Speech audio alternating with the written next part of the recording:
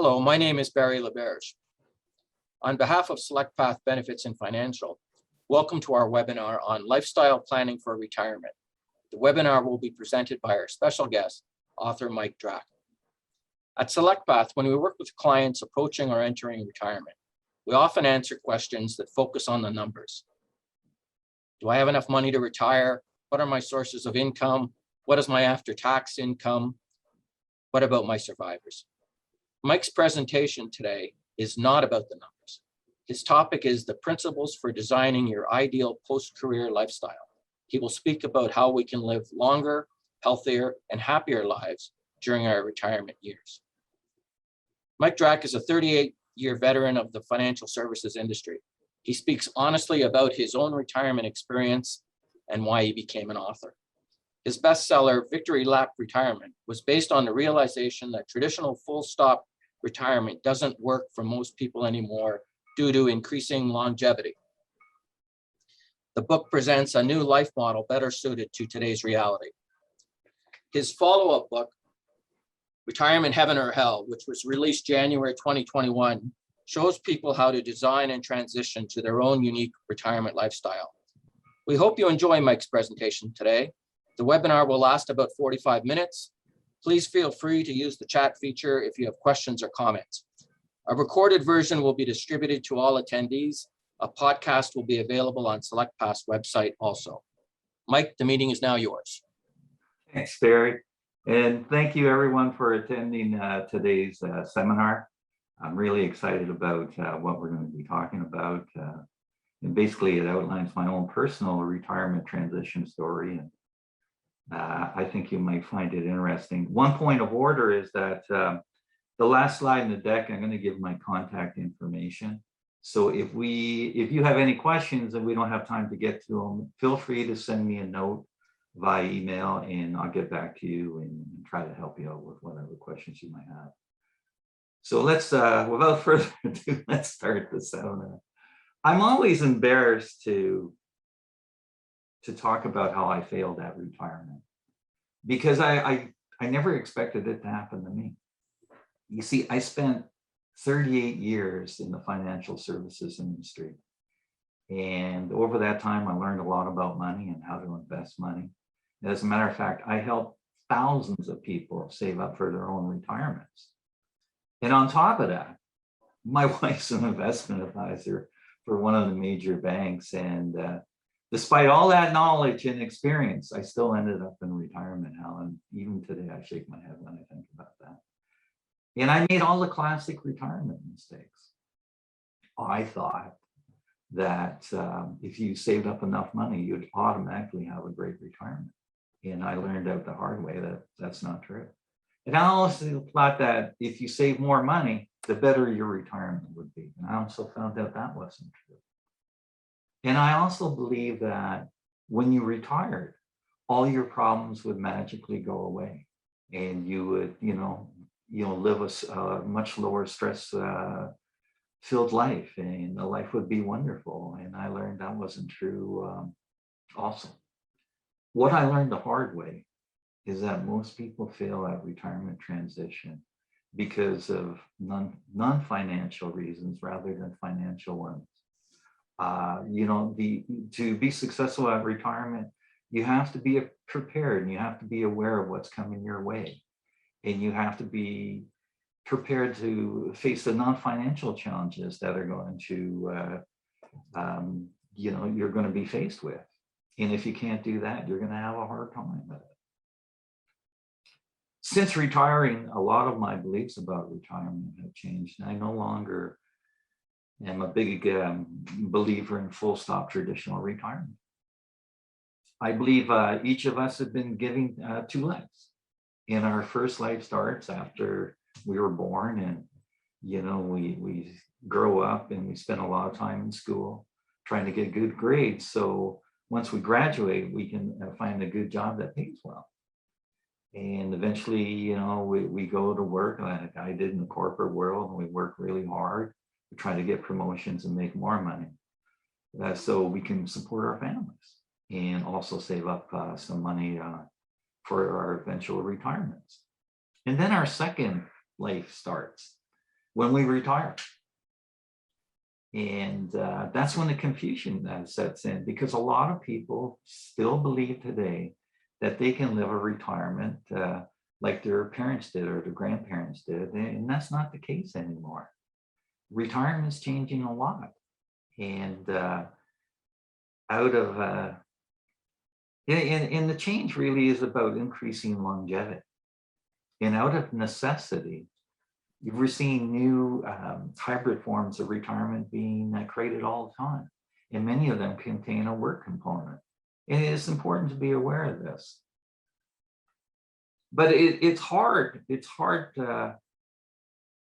for people to understand this. And that's why a big part of my job is to make people aware of this and to say, okay, don't look at retirement as a finishing line, but rather look at it as a starting line, a new beginning, a second chance at a second life.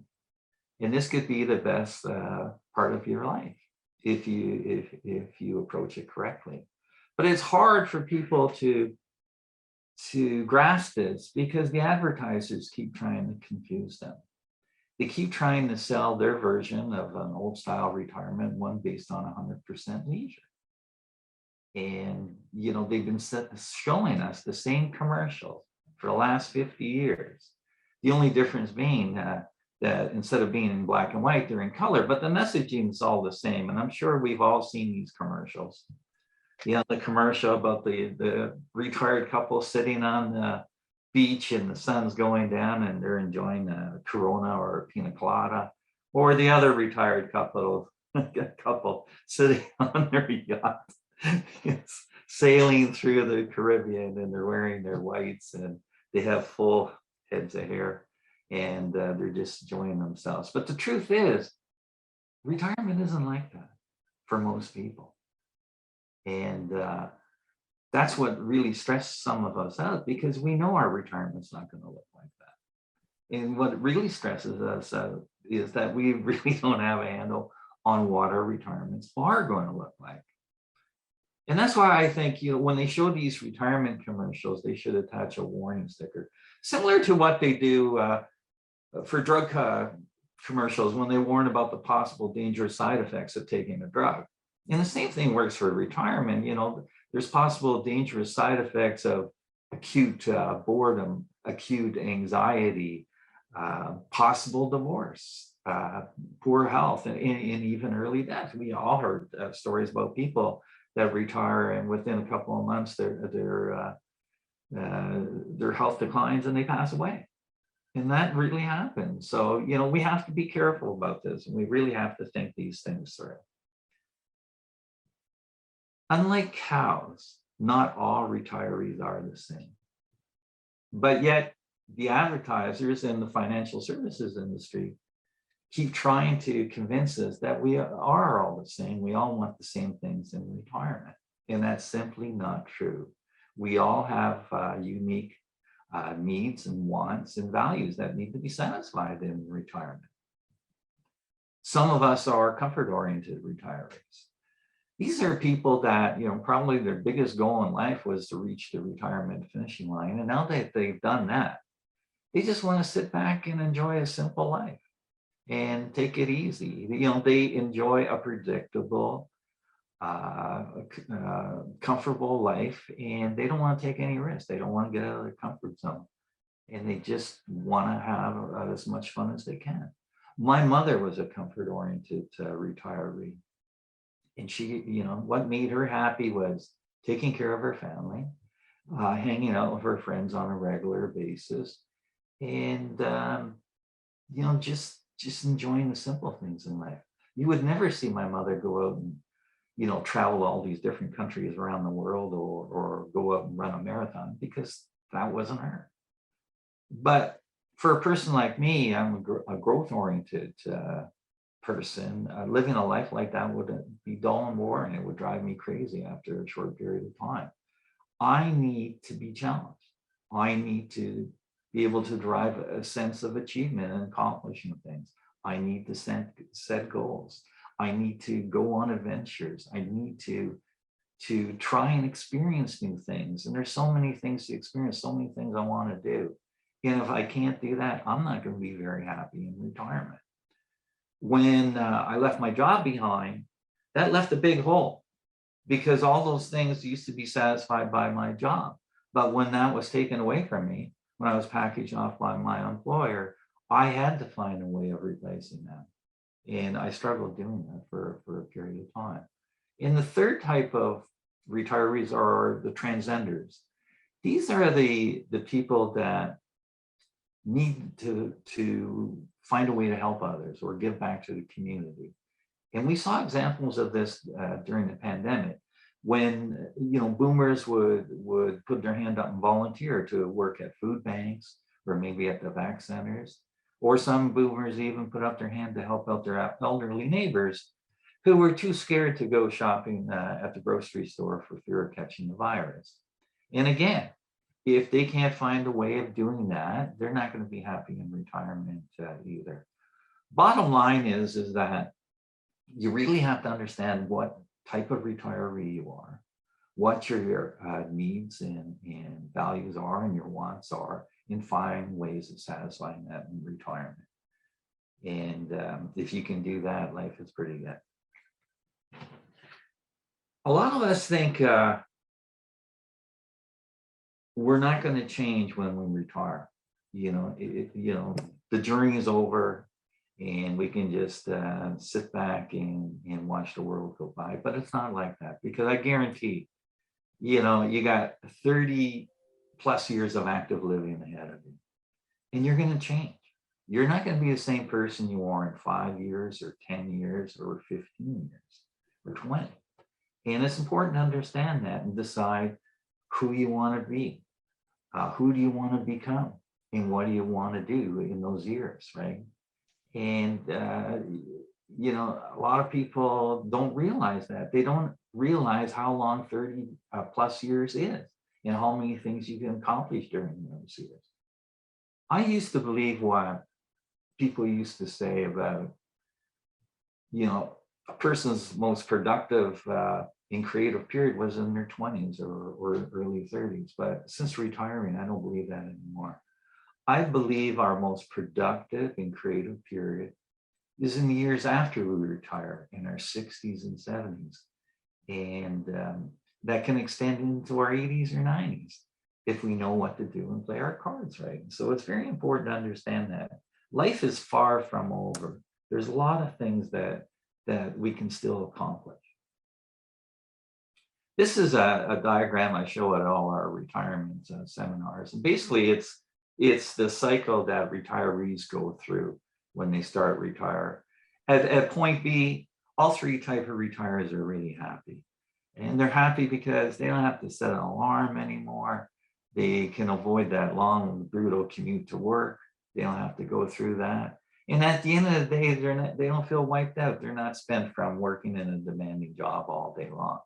And probably best of all is they don't have to take orders anymore from a boss. They're free as a bird to do whatever they want with their time. And this is, a lot of people, you'll end up playing a lot of golf or doing a lot of traveling or, visiting with their friends and their families and their grandkids.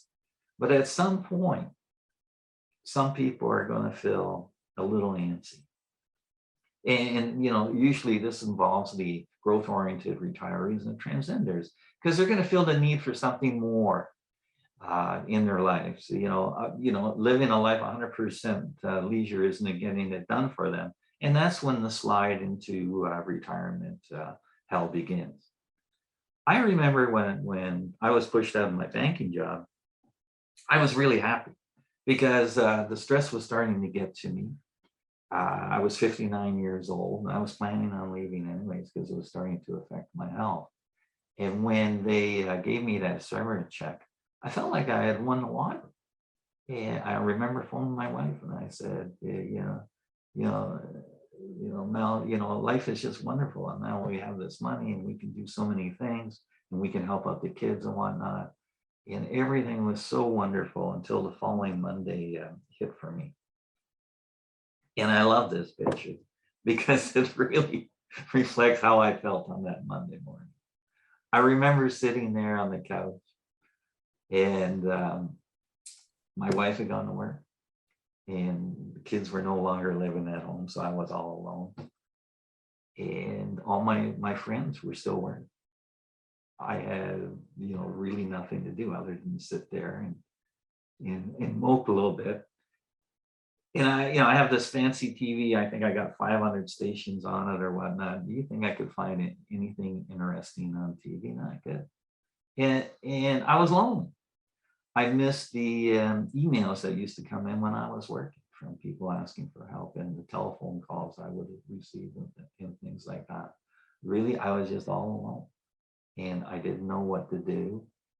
And it was funny. I was starting to get a little stressed out and anxious about things, and I didn't feel like doing anything. Things that I used to enjoy, like going out and riding my bike or fishing and things like that. I didn't want anything to do with it, and it was almost like I was lost in this fog, and I couldn't think straight. I didn't know what to do, and what was aggravating was that I couldn't talk to anyone about it because no one understood what I was going through. And even my wife didn't understand it, and she's pretty smart. Everyone automatically thought, my friends and my wife thought, how can Mike be unhappy because he doesn't have to work anymore? And the truth is, it was because I didn't have to work anymore that I was unhappy. And the worst part was at night when I would try to fall asleep at night, and I would have this ringing in my ears from my high blood pressure. Was being caused by my retirement shock that I was going through. And I had a hard time sleeping. When I finally fell asleep, I only lasted for a couple hours. I would wake up like 2 a.m. and all these things would be going through my mind. And that's when the fear kind of creeps in, and you start thinking about things that don't make any real sense. Like, did I save enough money for retirement? Why am I feeling lonely? Why am I unhappy? And things like that. And it just kind of drives you crazy after a while. And it's something that you want to avoid.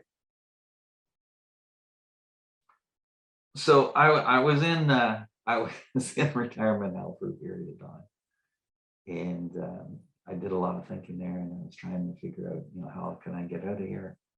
And I started doing a lot of research about retirement. And I tried to figure out what would make me happy. What could I do that would make me happy?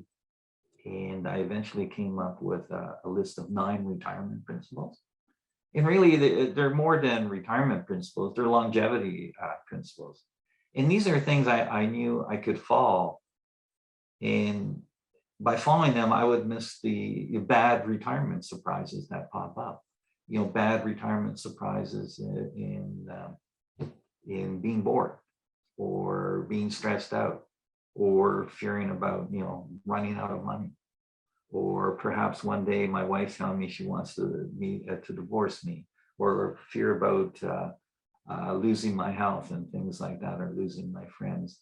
So, these are things that I developed, and I knew if I followed these things, I would have a happy retirement, and it would be a long and healthy one too at the same time. So that was very important to me. So these are principles I created, and I follow religiously, and they're working out quite well for me.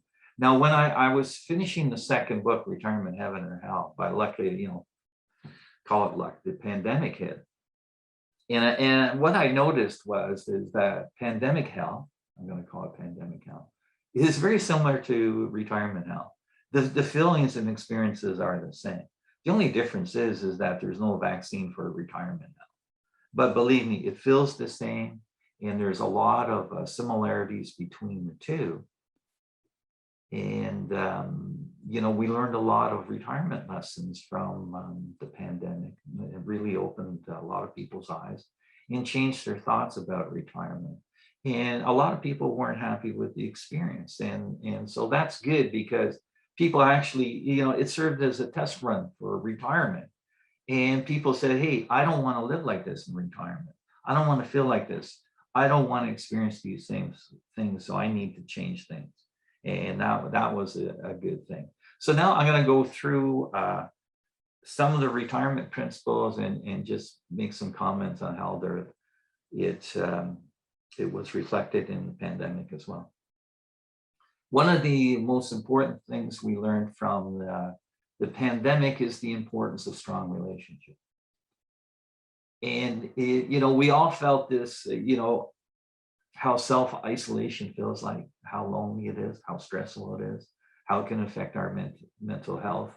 And we all long to the time when restraints were lifted, we could go back and see our family and see our friends and give them a hug. And it just shows the importance of having people to love and people that love you. And research has proven that the strengths of your relationships with family and friends can lower mortality risk up to 45%, which is huge when you think about it. And there's a study being done at Harvard. It's the longest running study of its kind. It's still ongoing, and it has to do with the importance of relationships. And they found without a doubt that how strong your relationships are will determine how healthy and happy you are in retirement. That's how important it is. So it's something to keep in mind as you plan for your retirement. How can you keep these relationships intact, and how can you improve them as well? Another thing that we discovered is during the pandemic, the divorce rates went up when restraints were lifted. And it was because people couldn't handle the increased togetherness that they were spending with one another. And the same thing happens in retirement, and we call it gray divorce. And we're seeing a lot of boomers divorced late in life because, again, they haven't adjusted and they can't handle the increased togetherness. And it's even more problematic when you're two different types of retirees. Maybe one of you is growth and you want to travel the world and do all these things.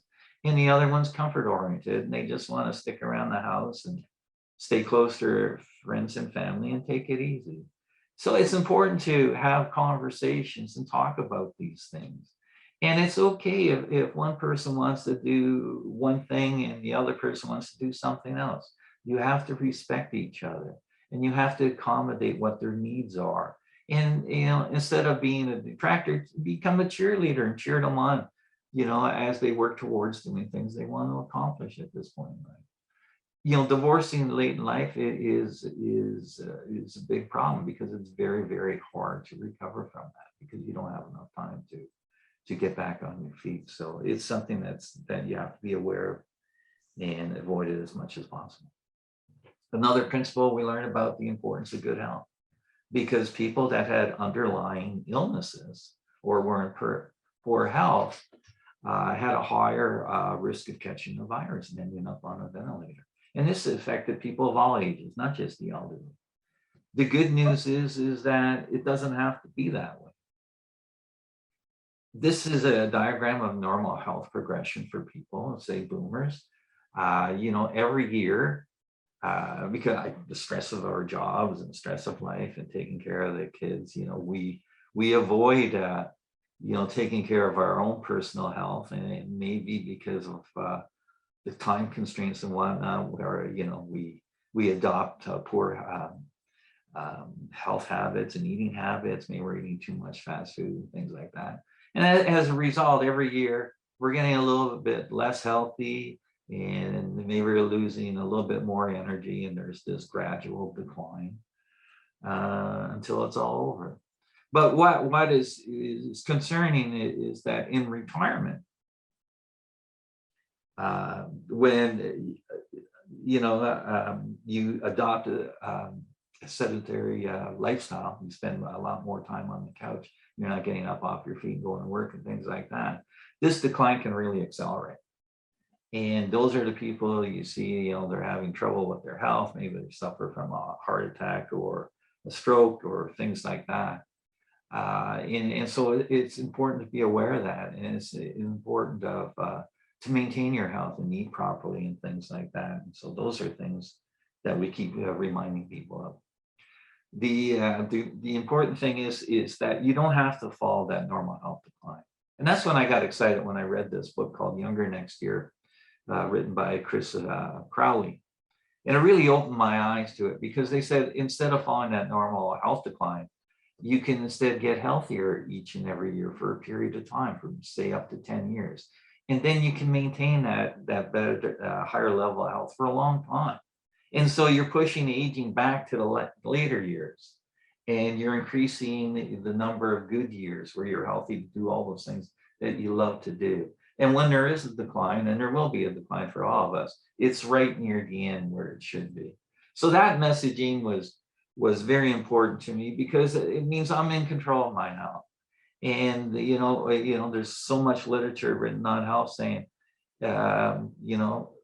health and longevity is impacted by 80% by a person's chosen lifestyle, which is important. And another important thing that I learned that got me excited was a lot of these health problems are reversible through positive lifestyle change. So that was an important thing to do. And I just want to add one more thing. I was giving a talk one day at a manufacturing company. And at the end of it, a gentleman walked up to me and he goes, "I'm never going to retire." And I was I smiled, and I was a little puzzled. And I said, "Why is that?" And he told me, he said, "All my friends have retired are dead. And that's why I'm going to keep working, because I know it will keep me alive." And when I thought about it, it kind of made sense, because for some of us, when the discipline of working is taken away from us, we can adopt some bad habits. And like I said, we can spend too much time on the couch, and maybe we're eating too much food like during the pandemic, or maybe we're drinking too much because there's no discipline. It's all been taken away. And that can really impact us negatively. So it's something to be aware of. So after reading this, I was really excited, and I said, okay, I'm going to start improving my health. I'm going to start eating properly. And I joined a community gym, and I started swimming at the community pool. I joined a workout group, and we swim 3 days a week. And we'll start again once the pandemic's over with. But I was amazed with some of the people there, because they actually live this type of lifestyle I'm talking about. In Carol here, I swim in her lane. And I'll never forget, on her 80th birthday, she said to me, "I'm going to celebrate my birthday by swimming 2,000 meters." And I kind of looked at her, and I was kind of in shock. And I said, "Really? Like, can people 80 years old actually do that?" And she started swimming. And I started swimming behind her there. And I struggled to keep up, because, she's in great shape, and yeah, she has great technique, and she kept swimming. She reminded me of the ever ready rabbit, the Energizer rabbit, the one that just keeps going and going and going. And she did. And she finished those 2,000 meters. I was amazed. And after I gave her a hug, and I said, "Carol, when I turn 80, I just want to be like you." And you can see the people that adopt these healthy lifestyles at a later age. They're the ones that they have the big smiles on the face, and they have a twinkle in their eyes, because they get it. They know what they need to do. Her husband here, George, he's what I refer to as retirement rebel. He's kind of way out there, and he does all kinds of crazy, wonderful things. And what his plan is, he's going to attempt an Ironman at age 80.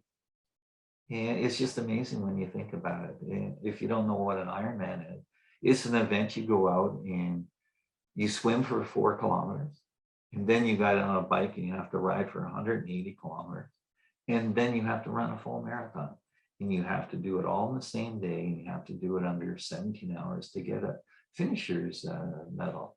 And since retiring, George has been training for a retired Ironman. He's done a couple of them. He's finished them all. And it just goes to show and remind me of what's possible in retirement, if you're, willing to put the work in and adopt healthy lifestyle habits. And I see so many people like George and Carol these days. I see them all over the place doing these wonderful things that I never thought possible before. And further proof is this is an MRI of a calf muscle. The top one is from a 40-year-old triathlete. You can see how healthy it is. There's no fat deposits or things like that. The one in the middle is a picture from a 74-year-old couch potato. And you can see the fat deposits, how the muscles broken down, how, terrible it looks. And at the bottom is a picture, MRI of a 70-year-old triathlete like George. And if you look at it, it almost looks the same as the 40-year-old triathlete. Again, these things are controllable, they're reversible, and at the end of the day, who would you rather look like? The 70-year-old triathlete like George or a couch potato? To me, it's an easy decision. Keeping your health or getting your health back is so important, because healthcare is one of the largest costs outside of paying taxes a retiree will face. And another thing you have to understand is it doesn't matter how much money you have. If you don't have your health, it's not going to help you that much, and you're not going to be in it.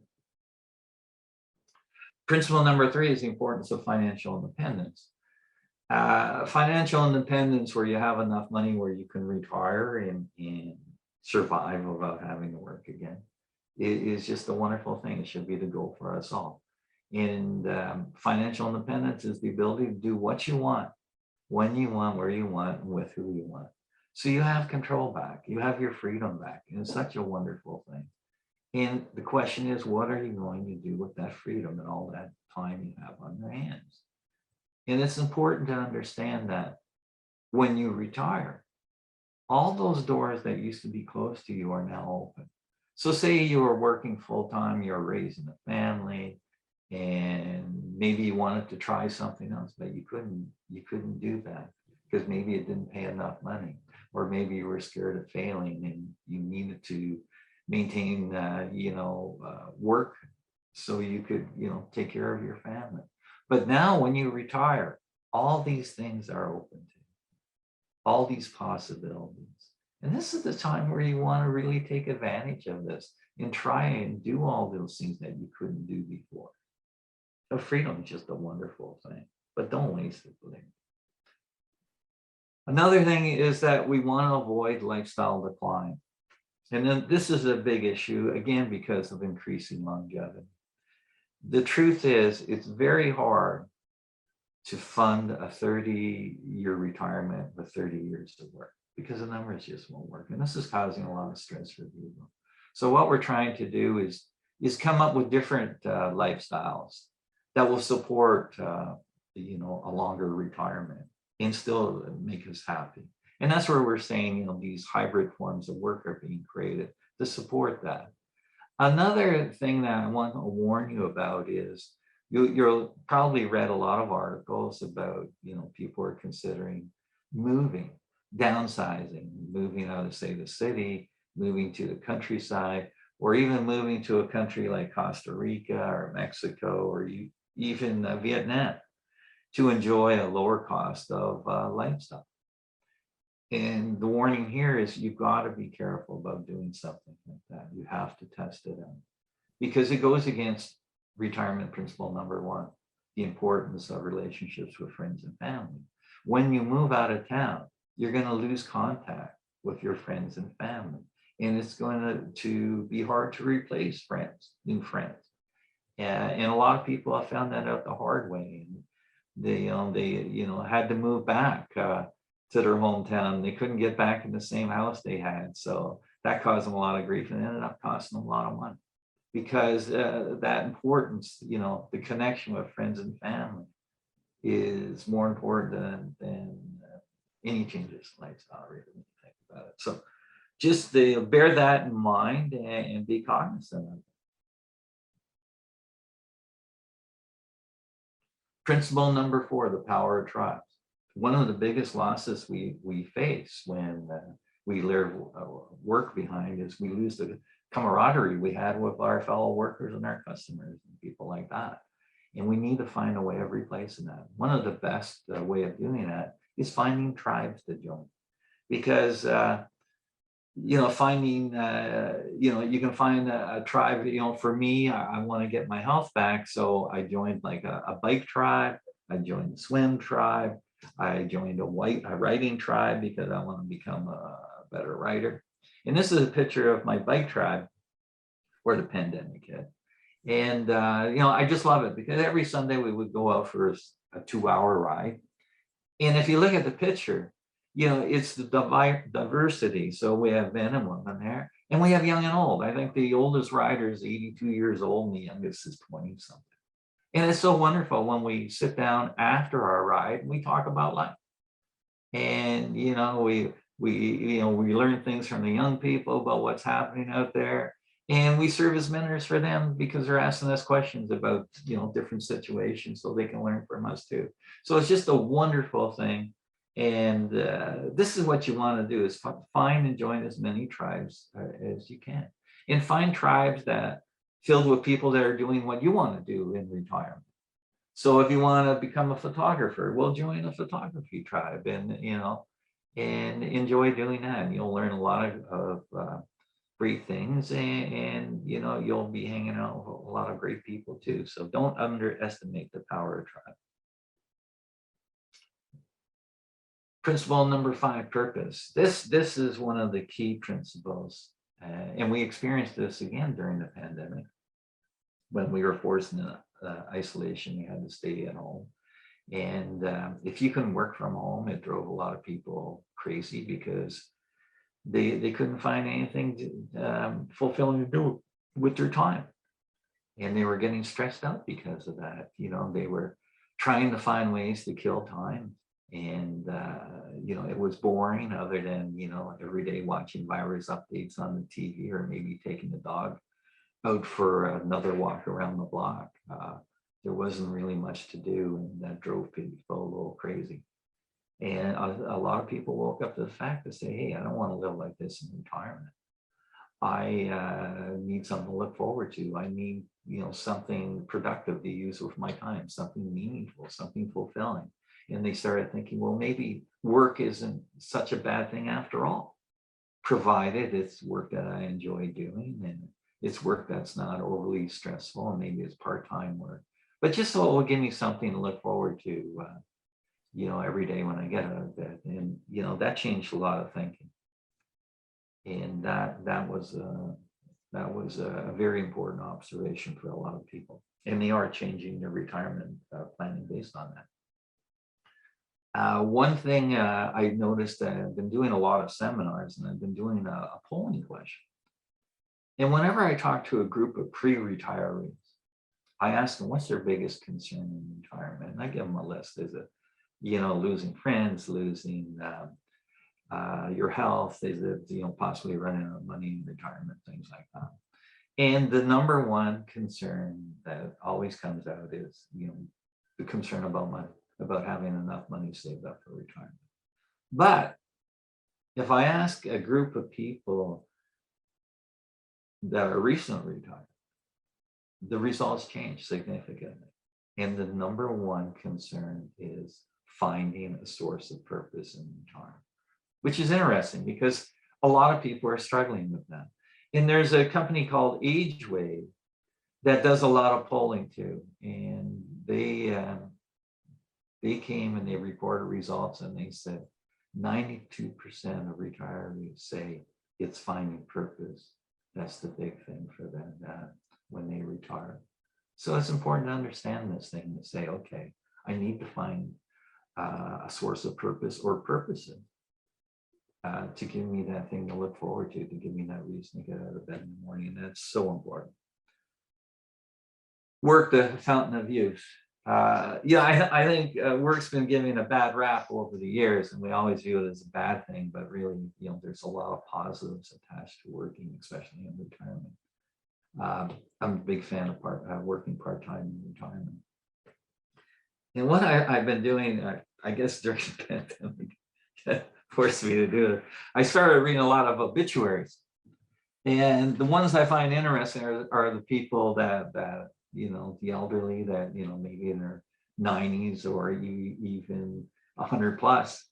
And I always look for their histories and how long they worked. And I find that most of the people that lived to an old age worked a lot longer than average. And either they worked for money, or they volunteered. But I really believe that's what kept them going, and it almost served as a fountain of youth for them. So that's something to be aware of. Now, here's some of the benefits of working during your second life in retirement.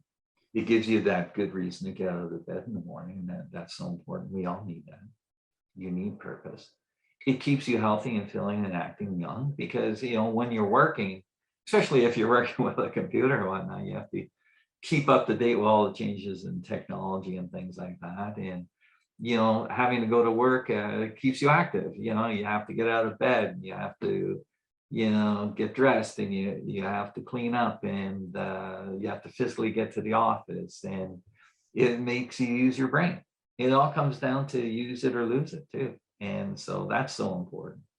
And you get your work friends back. You know, we talked about the importance of socialization. Well, at work, you do a lot of socialization. You talk to a lot of different people about a lot of different things. So that's very important. And also it gives you a cushion. It provides a source of active income if you're working for paid versus volunteer work. And that takes a lot of the pressure off. So you're not overly concerned if you live too long. Living too long should not be a problem. Principle 6, healthy aging is all about attitude. I love this picture because it really kind of shows what I really believe, that you know, when we retire, you know, we have to change our way of thinking. You know, working in the corporate world, you know, I was playing it safe. I didn't want to lose my job. I did basically, you know, what the people wanted. I talked like they wanted to. They talked, and you know, I acted like they did. But you know, when you retire, it's time to get out of that comfort zone, and it's time to switch back from survival mode to adventure mode, and do all these things like we used to do when we were kids, and we weren't afraid of doing a lot of different things. One thing I learned is that, you know, happy people with a positive attitude, live a lot longer than negative people. And they live up to 7.5 years longer. And that's what the research has proven. So when you retire, you know, you got to look at the positive aspects of it, because if you think retirement's going to suck, well, guess what? It will. But if you're looking at the possibilities and you're excited about it, about all these new things you're going to try and experience, it's very exciting. And you're going to live a lot longer because of that. And when you retire, you want to get back a beginner's mindset where everything's new, like when we were kids, learning new things. And you don't want to be afraid of trying new things. Like you want to get out there, and maybe you want to travel, and you want to go to different countries. You want to learn about the people there, or the food, you know, there, or you want to take up some new hobbies and experience new things. You know, this is the time to do it. You know, go out there and don't be scared of failing, because you know, if you fail, just go try something else. But this is the time to experience these things. This could be the best time of your lives, but you want to take advantage of it. Become a retirement rebel. These are the people I love to hang around with. These are the people that are looking at retirement differently, and they're really enjoying themselves. And here's Eleanor there. Here she went out and she went skydiving when she turned 100 to celebrate it.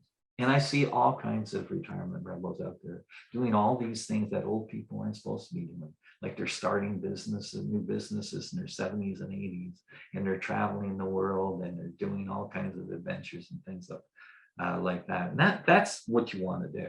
That's the kind of attitude that you want to have. The last thing I'm going to talk about is retirement lifestyle design. This is something that I do with my wife. She's an investment advisor, and I help her clients prepare for retirement transition.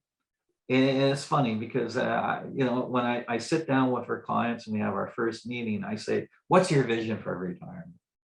And all I get, 99 out of 100 times, I get this deer in the headlights look, and they're saying, hey, I don't know.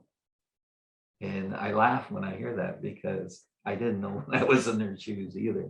So what I do is I give them, you know, copies of both books, and I say, here, go read this as your homework, and come back and we'll start talking about it. And when we have our second meeting, you know, they're all excited because, you know, they've been thinking about the possibilities of what they could do, and they start thinking about, hey, maybe this is what I want to do in retirement. And that's when we sit down, we actually start designing out their retirement on paper. And we try to come up with 3 different scenarios, 3 different prototypes of what they want to do in retirement. And we really nail it down. And then we test them out and we come up with the best version of what the retirement should look like. And now they're really happy because now for the first time, they know what they want to retire to. And now we have to test it out. We have to make sure they have sufficient retirement assets to finance that type of lifestyle. So what we do is we cost it out. We cost out that lifestyle down to the last penny. And then we come up with a number. Say it's $60,000 after tax that we need.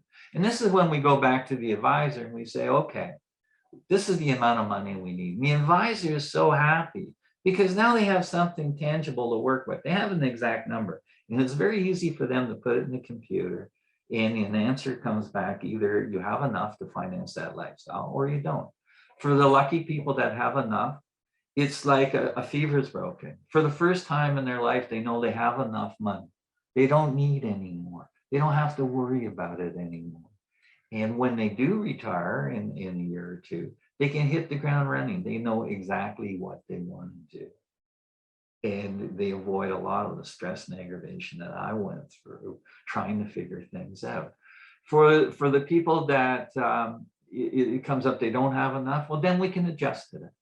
You know, we can look at things and we say, can we cut back some expenses here and still enjoy a lifestyle like that? Or maybe we have to work longer, or maybe we'll decide to work part-time in retirement, doing something that we really enjoy doing and use that extra cash to support that desired lifestyle they want.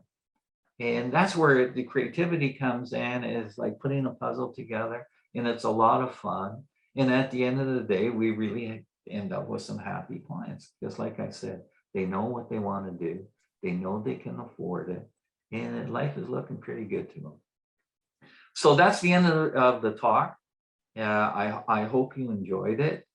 And here is my contact information. So if you do have any questions or anything, please don't hesitate to send me a note. And Barry, I'm going to hand it over to you. And maybe if there's any questions, we can address those right now too. Barry, you there? Thanks, Mike. Yeah, no, I was just waiting to see if there are any questions. I want to thank you for sharing your ideas and your experience with us today. My pleasure.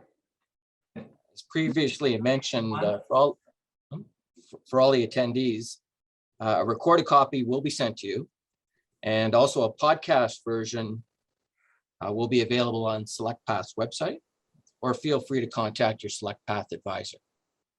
And with that, I'd like to close off the meeting and just thank you everybody for attending.